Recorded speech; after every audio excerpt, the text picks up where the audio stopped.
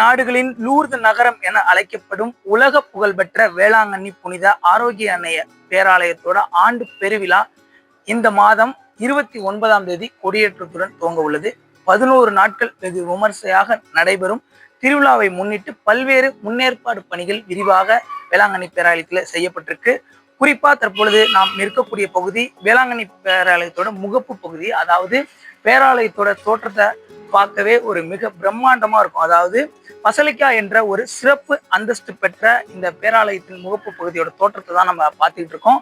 கிட்டத்தட்ட 17ஆம் நூற்றாண்டு, அதாவது 16ஆம் நூற்றாண்டு துவக்கத்தில் ஒரு சிறிய கோயிலாக கட்டப்பட்டு சரியாக 1771ஆம் ஆண்டு மாதாவிற்கு ஒரு கோவில் கட்டப்பட்டு அது தற்பொழுது பராமரிக்கப்பட்டு கிட்டத்தட்ட 400 முதல் 450 ஆண்டுகள் பழமை வாய்ந்த ஒரு கோயிலாக தற்பொழுது இங்கு கடற்கரை நகரமான வேளாங்கண்ணியில அமர்ந்திருப்பதை நம்மால பார்க்க முடிகிறது.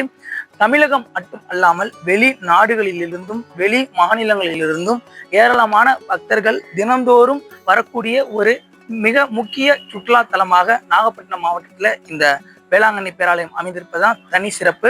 மத நல்லிணக்கத்திற்கு எடுத்துக்காட்டாக விளங்கும் இந்த மாவட்டத்துல தற்பொழுது வேளாங்கண்ணியை சுற்றி உள்ள பல்வேறு ஆலயங்களுக்கு வரக்கூடிய பக்தர்கள் இங்கும் வருகை தருவது ஒரு மிக முக்கியத்துவம் வாய்ந்ததாக பார்க்கப்படுகிறது. அதோடு பக்தர்களின் அதீத நம்பிக்கைக்கு பறைச்சாற்றும் விதமாகவும் அதனை எடுத்துரைக்கும் விதமாகவும் பல்வேறு அற்புதங்களை நாம் இங்கு காண முடியும். குறிப்பாக இந்த கொடியேற்றம் என்பது இந்த கோவிலுக்குரிய தனிச்சிறப்பு. அந்த 29ஆம் தேதி நடைபெறும் கொடியேற்ற நிகழ்வுல மட்டும் பல லட்சக்கணக்கான பக்தர்கள் பங்கேற்பார்கள். குறிப்பாக அந்த மாதா சொரூபம் தாங்கிய உருவம் பொதித்த அந்த கொடி மற்றும் அந்த மாதா சிலைகளோடு ஏராளமான பக்தர்கள் வேளாங்கண்ணிக்கு வரக்கூடிய நிகழ்வும் நடைபெறும். தற்பொழுது குறிப்பா அந்த கோவிலோட வரலாறு அப்படின்னு பார்த்தோம்னா நிறைய விஷயங்களை நம்ம குறிப்பாக சொல்லலாம். தற்பொழுது இப்ப நம்ம இருக்கக்கூடிய பகுதிக்கு அருகாமையில அந்த கடற்கரை அப்படிங்கிறது இருக்கு. இந்த கடற்கரையில ஏற்கனவே, அதாவது அந்த 16ஆம் நூற்றாண்டுல அந்த போர்த்துகீசிய மாலுமிகள் கடல்ல உயிருக்கு ஆபத்தான நிலையில அந்த சுழல் காட்டுல சிக்கிய போது மாதாவிடம் வேண்டி அவர்களை உயிரோடு காப்பாற்றியதோடு ஒரு நினைவாக நன்றி செலுத்தும் விதமாக தான் இந்த கோவிலானது கட்டப்பட்டிருக்கு. அதன் தொடர்ச்சியாக பல்வேறு மாற்றங்கள் செய்யப்பட்டு இந்த கோவிலானது மிக ஒரு பிரம்மாண்டமாக நாகப்பட்டினம் மாவட்டத்திற்கு அழகு சேர்க்கும் ஒரு விதமாக தான் இருக்கு. அதை ஒட்டி பல்வேறு பகுதிகளிலிருந்தும் இந்த வேளாங்கண்ணிக்கு பாத யாத்திரையாகவும் அதே போல தங்களுடைய வேண்டுதல் நிறைவேறவையும் ஏராளமான பக்தர்கள் வருகை தருவார்கள். குறிப்பாக இந்த ஆண்டு திருவிழா முன்னிட்டு பல்வேறு விரிவான முன்னேற்பாடு பணிகள் செய்யப்பட்டிருக்கு அப்படின்னு சொல்லணும். ஒரு மாதத்திற்கு முன்பே திட்டமிடப்பட்டு பல்வேறு ஏற்பாடுகள், அதாவது சிறப்பு பேருந்துகள், சிறப்பு ரயில்கள் இயக்கப்படுகிறது. இது தவிர 25க்கும் மேற்பட்ட முகாம்கள், மருத்துவ முகாம்கள் மற்றும் கண்காணிப்பு கேமராக்கள், அதாவது கிட்டத்தட்ட 250க்கும் மேற்பட்ட கண்காணிப்பு கேமராக்கள், கண்காணிப்பு கோபுரங்கள் பொருத்தப்பட்டு அந்த பக்தர்களுடைய பாதுகாப்பை உறுதி செய்யும் வகையிலான நடவடிக்கையும் மேற்கொள்ளப்பட்டு வருகிறது என்றுதான் கூறணும். அந்த வகையில அந்த திருவிழாவுக்கு வரப்படும் பக்தர்களுடைய பாதுகாப்பு நலன் கருதியும் பல்வேறு புதிய தொழில்நுட்பங்களும் இதுல புகுத்தப்பட்டிருக்கு. குறிப்பாக பக்தர்களோட உடைமையை பாதுகாக்கணும், அதே போல அவங்க சிரமம் என்று செல்லணும் அப்படிங்கிறதுக்காக ஆக்கிரமிப்புலாம் அகற்றப்பட்டு முழுமையாக பேராலயத்தின் சார்பிலும் பேரூராட்சி நிர்வாகத்தின் சார்பிலும் கடற்கரை துவங்கி அந்த பஸ் ஸ்டாண்டு வரைக்கும் வண்ண விளக்குகள் மட்டுமின்றி அந்த ஒளிரும் அதிநவீன தொழில்நுட்பம் கொண்ட அந்த விளக்குகள் பொருத்தப்பட்டிருக்கு. மேலும் தற்பொழுது இந்த ஆக்கிரமிப்புகள் அகற்றம் எடுக்கப்பட்டதால் இந்த பக்தர்கள் சிரமம் என்று மாதாவை தரிசிக்க ஏதுவான நடவடிக்கை மேற்கொள்ளப்பட்டிருக்கு என்று கூறலாம். மேலும் சுகாதாரத்துறை சார்பில் அந்த குடிநீர் உட்பட அனைத்தும் சுகாதாரமா இருக்கிறதா, அதில் குளோரினேஷன் செய்யப்பட்டுள்ளதா என்ற ஒரு அறிவுறுத்தலும் உட்படுத்தப்பட்டு வருகிறது. அது மட்டும் அல்லாமல் தற்பொழுது இந்த லட்சக்கணக்கான பக்தர்கள் பங்கேற்கும் விழாவிற்காக வேளாங்கண்ணி தயார் நிலையில் உள்ளது. மேலும் பக்தர்கள் அடிப்படை பிரச்சனைகள் மற்றும் பக்தர்களுக்கு தேவையான கோரிக்கையை தெரிவிப்பதற்கான தொலைபேசி எண்கள் மட்டுமின்றி இந்த கட்டுப்பாட்டு அறைகளும் இங்கு அமைக்கப்பட்டிருக்கு. மேற்கொண்டு இந்த கொடி மரம் மற்றும் கொடியின் சிறப்புகள், பல்வேறு சிறப்புகள் வாய்ந்த இந்த கொடியேற்ற நிகழ்வுல இந்த கொடி பாடல் ஒலிக்கும் போது ஆவே மரியே மரியே வாழ்க என்ற ஒரு கோஷத்தோடு இந்த பக்தி பரவசத்தோடு இந்த பக்தர்கள் இந்த விழாவில் பங்கேற்பார்கள். அதுதான் மிக முக்கியமாக ஒன்றாக பார்க்கப்படுகிறது. வேளாங்கண்ணி ஆண்டு பெருவிழாவை முன்னிட்டு பல்வேறு பகுதிகளிலிருந்து பாத யாத்திரையாக தற்பொழுது சுற்றுலா பயணிகளின் வருகை அதிகரித்து காணப்படுகிறது. அந்த வகையில தற்பொழுது இப்ப நம்ம சுற்றுலா பயணி நம்மளோட இருந்திருக்காங்க பக்தர்கள். நீ எந்த பகுதியிலிருந்து வரீங்க, எத்தனை நாள் பயணம் ஆகுது சொல்லுங்க? சென்னையில இருந்து வரும், 18 ஸ்டார்ட் பண்ணுவோம், பாந்தோப்புல இருக்கோம். அந்த 18 இப்போ 26 வந்து ஏற்பாடுலாம் எப்படி இருக்கு, எந்த அளவுக்கு சுற்றுலா உணர்றீங்க? அதான் நாங்க வந்துட்டு இருக்கோம், உணர்ந்தாங்க எல்லாம் நல்லா இருக்கு. இப்ப நீங்க இந்த பயணம் எத்தனை வருஷமா நடந்து வந்துருக்கீங்க? இல்லை, நம்ம ஒரு 6-7 வருஷமா நடந்து வந்துட்டு இருக்கோம். இப்போ பார்த்தீங்கன்னா வர வழியில் நிறைய மக்கள்லாம் வந்து அன்னதானமாக போடுவாங்க. நாங்கள் வந்து கரெக்டாக ஒரு 18ஆம் தேதி கிளம்புனோம். இப்போ 26ஆம் தேதி ஆகுது. அதுக்கேற்ற மாதிரி கரெக்டான போகிற வழியிலலாம் தங்குறதுக்கு இடமும் நம்மளுக்கு நல்ல ஒரு ஃபெசிலிட்டிஸ்லாம் வந்து பண்ணி வச்சிருக்காங்க. அந்த ஊர் மக்கள்லாம் வந்து நம்ம எதனா ஒரு பெட்ரோல் பங்க்ல இல்லை எங்கன்னா தங்கணும்னு பார்த்தோம்னா அவங்க வந்து இடம் கொடுத்து லேடிஸ்க்கும் நல்ல வசதியாக இருக்கு. வர வழியில் நல்லா இப்ப ஒவ்வொரு ஆண்டும் ஒரு நம்பிக்கையோட வரீங்க. இப்ப எந்த எந்த மாதிரி நம்பிக்கையோட வந்துட்டு இருக்கீங்க? வேண்டுதல்லாம் எப்படி நிறைவேறிருக்கு உங்களை பொறுத்த வரைக்கும்? ஆனால் என்னை பொறுத்த வரைக்கும் பார்த்தீங்கன்னா நம்ம குடும்பம்லாம் ரொம்ப முன்னாடி வந்து ரொம்ப கஷ்டப்பட்டு இருக்குது. நம்ம வந்து ரொம்ப ஸ்டார்டிங்லாம் வரும்போது வந்து எதுவுமே இல்லாமல் நாங்கள் ஃபர்ஸ்ட்லாம் வந்து பார்த்தீங்கன்னா கோயிலுக்கு வருவோன்றது வந்து நம்ம மாலை போட்டு நம்ம ஒரு வேண்டுதல் வச்சிருப்போம். ஆனால் வந்து நம்மளால வந்து பார்த்தீங்கன்னா வர முடியாது. எதனா ஒரு தடங்கள் வந்து அப்படியே நம்மளுக்கு அப்படியே ஸ்டாப் ஆகிடும். அதுக்கப்புறமா கொஞ்சம் நம்ம வந்தோம்னா வருஷம் வருஷம் கரெக்டாக ஒரு வருஷம் தவறாமல் கரெக்டாக வந்துட்டு இருக்கோம்.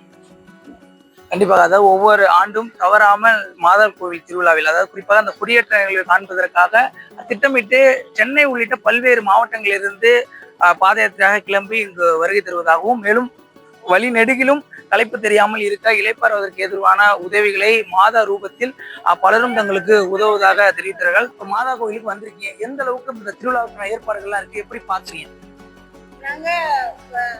நாங்க பிறந்த இடம் ஸ்ரீலங்கா, இப்ப பிரான்ஸ்ல இருக்கிறோம். வந்திருக்கிறாங்க. வேளாங்கண்ணி மாதாட்ட வரணும்ன்ற நம்பிக்கை நேர்த்தியோட ஃபர்ஸ்ட் டைம் வந்திருக்கிறாங்க. மாதாட 2 நாள் டிராவல் பயணம் உங்களுக்கு பிரான்ஸ்ல இருந்து வந்து சென்னையில இருந்து இங்க வந்திருக்கேன். மாதாட நம்பிக்கை, மாதாட்ட வந்திருக்கிற பக்தர்கள் ஒவ்வொருவரும் வென்ற வரங்கள் கேட்கிற நம்பிக்கை கிடைக்கும் என்ற நம்பிக்கையோட நாங்களும் மாதாட கடல் தாண்டி வந்து மாதாட கேட்கிறோம். கட்டாயமங்களுக்கும் நல்ல ஒரு வரம் தருவான நம்பிக்கை இருக்குது.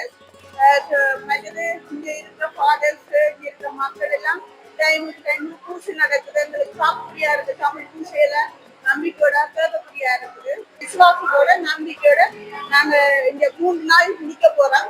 இன்னும் தொடர்ந்து பாக்குறதுக்கு இருக்குது. நாங்க இன்னும் பார்த்து முடிக்கல. பார்த்ததுலையும் மாதாட்ட வந்ததுலையும் எங்களுக்கு நம்பிக்கை.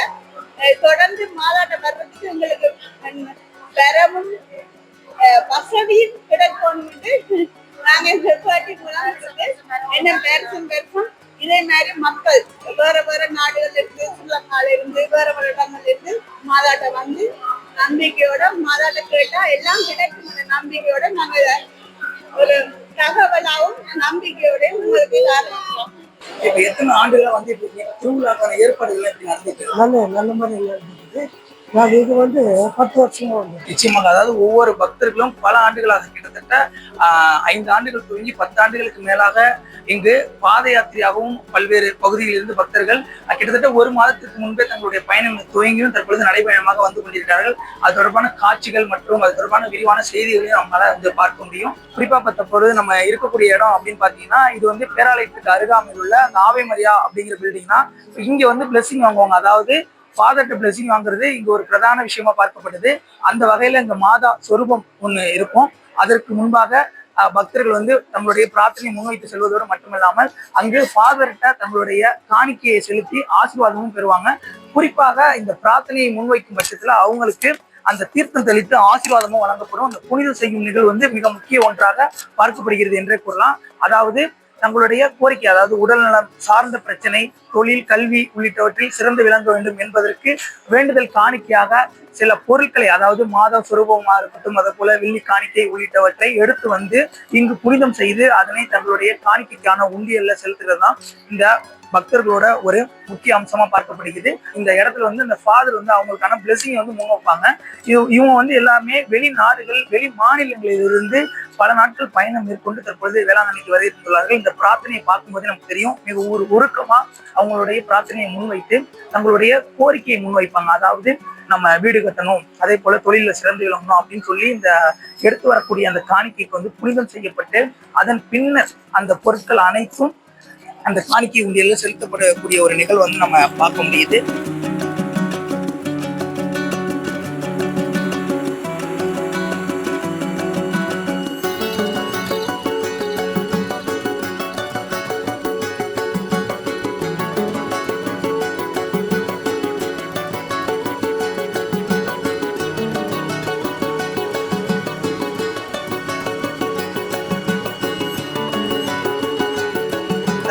கொடிமரத்துக்கு அருகாமையில் தான் இருக்கும். பல்வேறு ஏற்பாடுகள் இங்க செய்யப்பட்டிருக்கு. குறிப்பா நம்ம பார்த்தோம் அப்படின்னா இப்ப இந்த கடுமையான வெயிலையும் பல்வேறு முன்னேற்பாடு பணிகள் தற்பொழுது துரிதமாக நடந்துள்ளதை நம்மால் பார்க்க முடிகிறது. அதாவது பேராலயத்தை சுற்றிலும் அந்த வண்ணம் தீட்டும் பணி என்பது தற்போது வரை தொடர்ந்து நடைபெற்று வருகிறது. அதை தவிர அந்த வெயிலை சமாளிக்க ஏதுவாக ஆங்காங்கே தற்காலிக நிழல் குடைகள் அமைக்கப்பட்டிருக்கு.